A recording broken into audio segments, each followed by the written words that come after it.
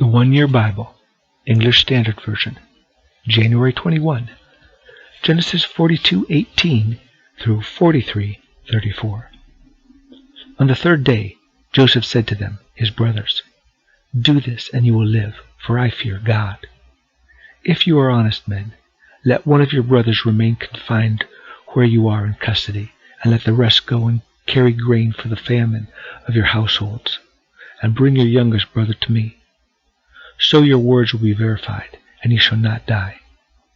And they did so. Then they said to one another, "In truth we are guilty concerning our brother, in that we saw the distress of his soul when he begged us, and we did not listen. This is why this distress has come upon us." And Reuben answered them, "Did I not tell you not to sin against the boy? But you did not listen. So now there comes a reckoning for his blood." They did not know that Joseph understood them, for there was an interpreter between them. Then he turned away from them and wept, and he returned to them and spoke to them. And he took Simeon from them and bound him before their eyes. And Joseph gave orders to fill their bags with grain, and to replace every man's money in his sack, and to give them provisions for the journey. This was done for them. Then they loaded their donkeys with grain and departed. And as one of them opened his sack to give his donkey fodder at the lodging place, he saw his money in the mouth of his sack. He said to his brothers, "My money has been put back, and here it is in the mouth of my sack." At this their hearts failed them, and they turned trembling to one another, saying, "What is this that God has done to us?" When they came to Jacob their father in the land of Canaan, they told him all that had happened to them, saying, "The man, the lord of the land, spoke roughly to us, and took us to be spies of the land. But we said to him, 'We are honest men, we have never been spies. We are 12 brothers, sons of our father. One is no more, and the youngest is this day with our father in the land of Canaan.' Then the man, the lord of the land, said to us, 'By this I shall know that you are honest men. Leave one of your brothers with me, and take grain for the famine of your households, and go your way. Bring your youngest brother to me. Then I shall know that you are not spies but honest men, and I will deliver your brother to you, and you shall trade in the land.' As they emptied their sacks, behold, every man's bundle of money was in his sack. And when they and their father saw their bundles of money, they were afraid. And Jacob their father said to them, 'You have bereaved me of my children. Joseph is no more, and Simeon is no more, and now you would take Benjamin? All this has come against me.' Then Reuben said to his father, 'Kill my 2 sons if I do not bring him back to you. Put him in my hands, and I will bring him back to you.' But he said, 'My son shall not go down with you, for his brother is dead, and he is the only one left. If harm should happen to him on the journey that you are to make, you would bring down my gray hairs with sorrow to Sheol.'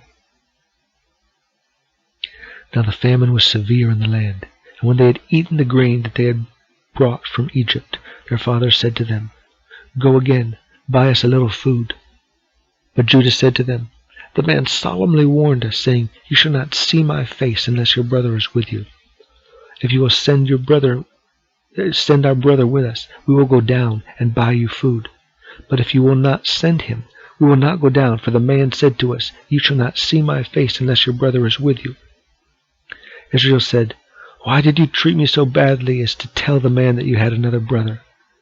They replied, "The man questioned us carefully about ourselves and our kindred, saying, 'Is your father still alive? Do you have another brother?'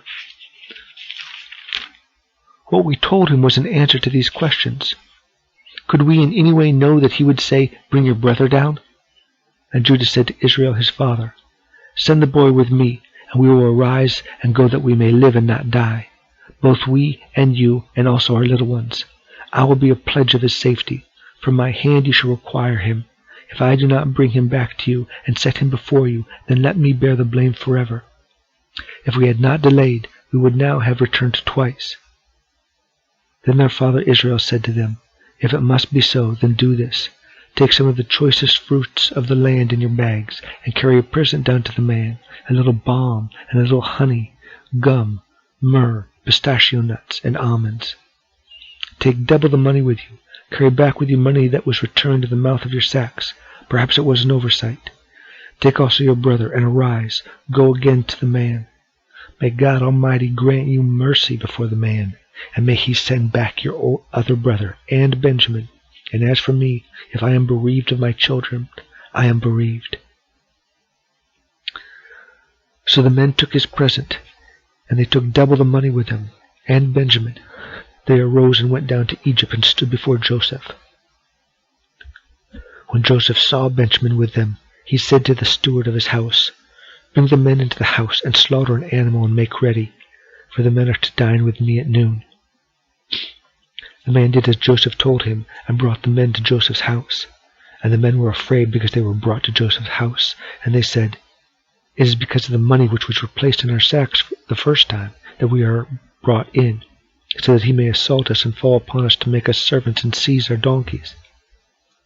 So they went up to the steward of Joseph's house and spoke with him at the door of the house, and said, "O my lord, we came down the first time to buy food, and when we came to the lodging place, we opened our sacks, and there was each man's money in the mouth of his sack, our money in full weight. So we have brought it again with us, and we have brought other money down with us to buy food. We do not know who put our money in our sacks." He replied, "Peace to you. Do not be afraid. Your God and the God of your father has put treasure in your sacks for you. I received your money." Then he brought Simeon out to them. And when the man had brought the men into Joseph's house and given them water, they had washed their feet, and when he had given their donkeys fodder, they prepared the present for Joseph's coming at noon, for they heard that they should eat bread there. When Joseph came home, they brought into the house to him the present that they had with them, and bowed down to him to the ground. And he inquired about their welfare, and said, "Is your father well, the old man of whom you spoke? Is he still alive?" They said, "Your servant our father is well. He is still alive." And they bowed their heads and prostrated themselves. And he lifted up his eyes and saw his brother Benjamin, his mother's son, and said, "Is this your youngest brother of whom you spoke to me? God be gracious to you, my son." Then Joseph hurried out, for his compassion grew warm for his brothers, and he sought a place to weep. And he entered his chamber and wept there. Then he washed his face and came out, and controlling himself he said, "Serve the food." They served him by himself, and them by themselves, and the Egyptians who ate with them by themselves, because the Egyptians could not eat with the Hebrews, for that is an abomination to the Egyptians.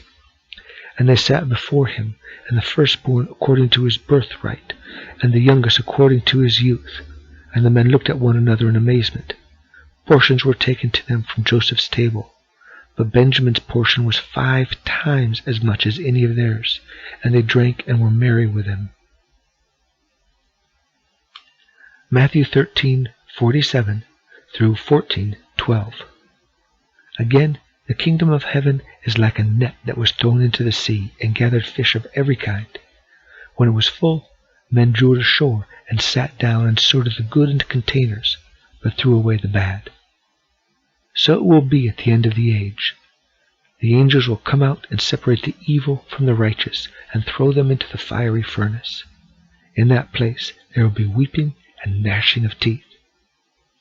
"Have you understood all these things?" They said to him, "Yes."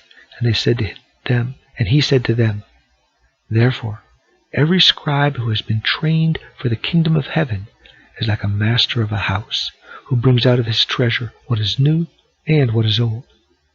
And when Jesus had finished these parables, he went away from there. And coming to his hometown, he taught them in their synagogue, so that they were astonished and said, "Where did this man get this wisdom and these mighty works? Is not this the carpenter's son? Is not his mother called Mary? And are not his brothers James and Joseph and Simon and Judas? And are not all his sisters with us? Where then did this man get all these things?" And they took offense at him. But Jesus said to them, "A prophet is not without honor, except in his hometown and in his own household." And he did not do many mighty works there, because of their unbelief. At that time, Herod the Tetrarch heard about the fame of Jesus, and said to his servants, "This is John the Baptist. He has been raised from the dead. That is why these miraculous powers are at work in him." For Herod had seized John and bound him and put him in prison for the sake of Herodias, his brother Philip's wife, because John had been saying to him, "It is not lawful for you to have her." And though he wanted to put him to death, he feared the people because they held him to be a prophet.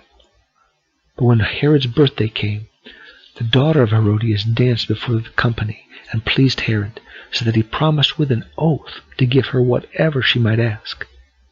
Prompted by her mother, she said, "Give me the head of John the Baptist here on a platter." And the king was sorry, but because of his oaths and his guests, he commanded it to be given. He sent and had John beheaded in the prison, and his head was brought on a platter and given to the girl, and she brought it to her mother. And his disciples came and took the body and buried it, and they went and told Jesus. Psalm 18, verse 16 through 36. He sent from on high. He took me and drew me out of many waters. He rescued me from my strong enemy and from those who hated me, for they were too mighty for me. They confronted me in the day of my calamity, but the Lord was my support. He brought me out into a broad place. He rescued me because he delighted in me. The Lord dealt with me according to my righteousness. According to the cleanness of my hands, he rewarded me. For I have kept the ways of the Lord, and have not wickedly departed from my God. For all his rules were before me, and his statutes I did not put away from me. I was blameless before him, and I kept myself from my guilt. So the Lord has rewarded me according to my righteousness, according to the cleanness of my hands in his sight. With the merciful, you show yourself merciful. With the blameless man, you show yourself blameless. With the purified, you show yourself pure. And with the crooked, you make yourself seem tortuous. For you save a humble people, but the haughty eyes you bring down. For it is you who light my lamp. The Lord my God lightens my darkness. For by you I can run against a troop, and by my God I can leap over a wall. This God, his way is perfect. The word of the Lord proves true. He is a shield for all those who take refuge in him. For who is God but the Lord? And who is a rock except our God? The God who equipped me with strength and made my way blameless. He made my feet like the feet of a deer and set me secure on the heights. He trains my hands for war so that my arms can bend a bow of bronze. You have given me the shield of your salvation, and your right hand supported me, and your gentleness made me great.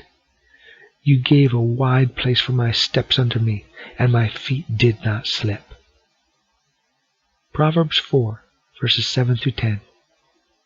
The beginning of wisdom is this: get wisdom, and whatever you get insight. Prize her highly, and she will exalt you. She will honor you if you embrace her. She will place on your head a graceful garland. She will bestow on you a beautiful crown. Hear, my son, and accept my words, that the years of your life may be many.